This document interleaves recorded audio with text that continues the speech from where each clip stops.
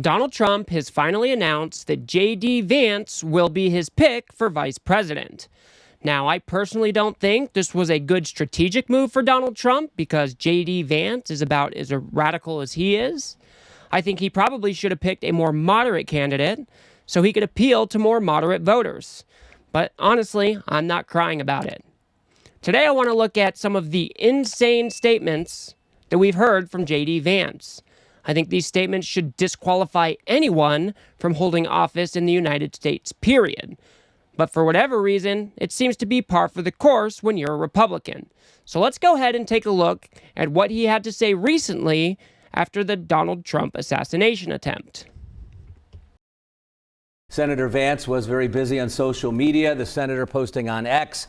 Everyone join me in prayer for President Trump and everyone at the rally. I hope everyone is okay. A few hours later, Vance posting a much more political message saying, today is not just some isolated incident. The central premise of the Biden campaign is that President Donald Trump is an authoritarian fascist who must be stopped at all costs. That rhetoric led directly to President Trump's attempted assassination. It is absolutely insane that JD Vance felt comfortable enough going out there and posting this without any evidence, without any information about who this shooter was, what the motive may have been, and come to find out, it appears that the shooter was a registered Republican. How does it make sense that Democrats pointing out Trump's authoritarian tendencies would be responsible for a Republican shooter going after the leader of the Republican Party? It doesn't make sense. And it's quite pathetic that JD Vance felt like he needed to go out there and do this to rile up his base or score a couple political points. All in the name of what? Kissing up to Donald Trump a bit more? I don't know. But let's go ahead and move on. JD Vance was asked by Caitlin Collins about the January 6th events. And this is where stuff starts to get real. JD Vance tries to say that Pence wasn't in any real danger. That's ludicrous. Let's see what he had to say.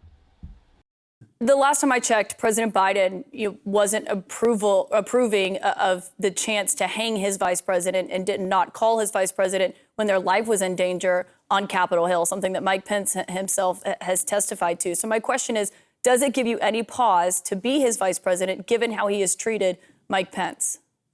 Caitlin, I'm extremely skeptical that Mike Pence's life was ever in danger. I think politics people like to really exaggerate things from time to time. I know a lot of folks in the Democratic Party, Senator. A lot of folks in the Democratic Party, Caitlin, act as if January the 6th was the scariest moment of their lives.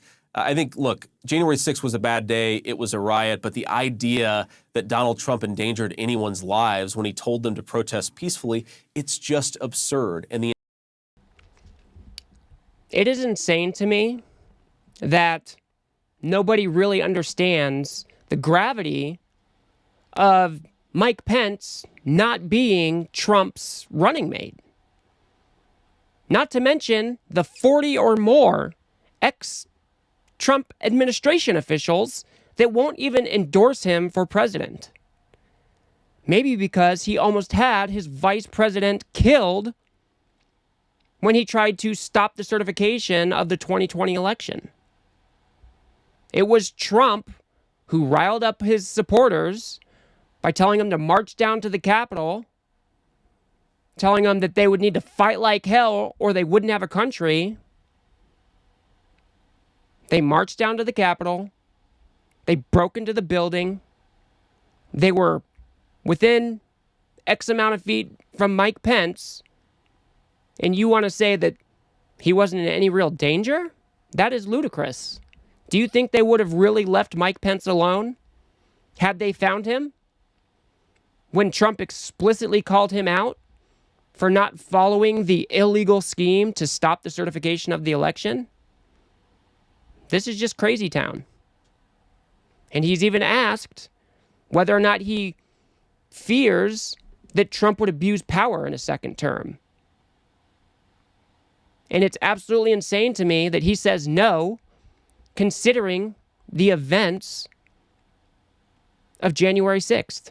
That was an abuse of power, getting his supporters riled up to march on the Capitol. But let's go ahead and see what JD Vance had to say about that. He already tried to seize power once, so it shouldn't be hard for anybody to imagine that he will do it again. Once a president decides that he's above the law, as Donald Trump has, everything unravels nearly immediately.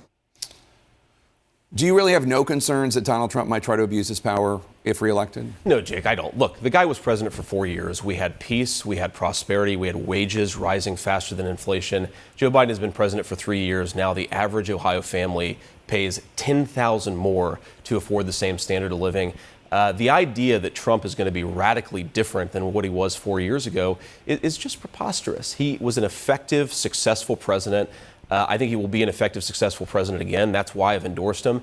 And I think this desire to make the election all about the past is indicative of the fact the Democrats don't have much to run on. I think Republicans do. Let's not forget that it is Donald Trump who is still whining that he won the 2020 election here in 2024. Let's not forget that it was Donald Trump who tried to steal the 2020 election with the fake elector scheme. Let's not forget that Donald Trump riled up his supporters to march on the Capitol, and while all that violence was taking place, he was calling people to try to get them to flip votes. And that's not an abuse of power? It is absolutely insane to me that JD Vance could give this answer. I just think he doesn't care. I think he's okay with Donald Trump abusing his power. He's already said that if Trump wanted to open an investigation into Biden, that yeah, sure, why not? Let's go ahead and see what he said about that. Senator, if former President Trump were to win, if you were to be his vice president, would you support him appointing a special prosecutor to go after his political enemies, the Bidens? Well, first of all, Kristen, I find it interesting how much the media and the Democrats have lost their mind over this particular quote. Donald Trump is talking about appointing a special prosecutor to investigate Joe Biden for wrongdoing. Joe Biden has done exactly that for the last few years and has done far more in addition to that to engage in a campaign of lawfare against his political opposition. I think what Donald Trump is simply saying is we ought to investigate the prior administration. There are obviously many instances of wrongdoing. The House Oversight Committee has identified a number of corrupt business transactions that may or may not be criminal. Of course, you have to investigate to find out. So I think Donald Trump saying, look, let's do the basic work of investigating wrongdoing is a totally reasonable thing for him to do. And frankly, the Biden administration has done far worse. So if you Everything JD Vance just said is a lie. The Republicans have spent the last 2 or 3 years investigating the Biden family and have come up with squat. Remember, they were supposed to be impeaching Joe Biden. They spent years and millions of dollars to investigate the Biden family. And what did we get for it? Nothing. He wants to say that Biden is directing these investigations against Trump. He's provided no evidence of that being the case, nor has anybody else. I'm pretty sure there's been internal investigations to make sure that Biden has not been colluding in these investigations, and those turned up nothing as well. Everything JD Vance is saying here is a lie. And I guess he's good at it. It sounds good. But don't let him fool you. Smooth talking does not take the place of factual realities. And JD Vance is very good at spinning up a story that is not attached to reality to rile up the base into thinking that the Bidens are evil or whatever the outcome he needs. This is unacceptable behavior from somebody who wants to hold the vice presidential office in the United States. But I think the most disqualifying thing of all, JD Vance said that he would have went along with Donald Trump in not certifying the 2020 election. This is the most disqualifying thing by far. Let's see what he had to say about that. Would you have certified the election results had you been vice president? If I had been vice president, I would have told the states like Pennsylvania, Georgia, and so many others that we needed to have multiple slates of electors, and I think the U.S. Congress should have fought over it from there. That is the legitimate way to deal with an election that a lot of folks, including me, think had a lot of problems in 2020. I think that's what we should have done. That is not the legitimate way to handle this perceived voter fraud. Donald Trump and his team brought more than 60 cases to court and was not able to prove any outcome determinative or widespread voter fraud. His own lawyers went into court and said that, oh, no, we don't have any evidence of voter fraud. His own lawyers. Trump was abusing power when he tried to concoct the fake elector scheme, and then he riled up his supporters to try to stop the certification of the election to try to implement those fake electors. This is not the proper way to challenge an election, and JD Vance knows that. He's a Yale lawyer, for God's sakes. This is the most disqualifying thing that I've heard JD Vance say. He would be more than willing to go along with investigating the Bidens if Trump wants to do that. He'd be more than willing to stop the certification of the election if Trump tries to do that again. And that should terrify each and every one of us. I don't care if you're a Republican or if you're a Democrat.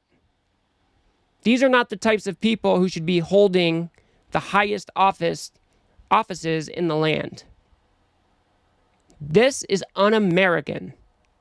What Donald Trump did in 2020 was un-American, and the things that JD Vance vows that he would do are un-American as well.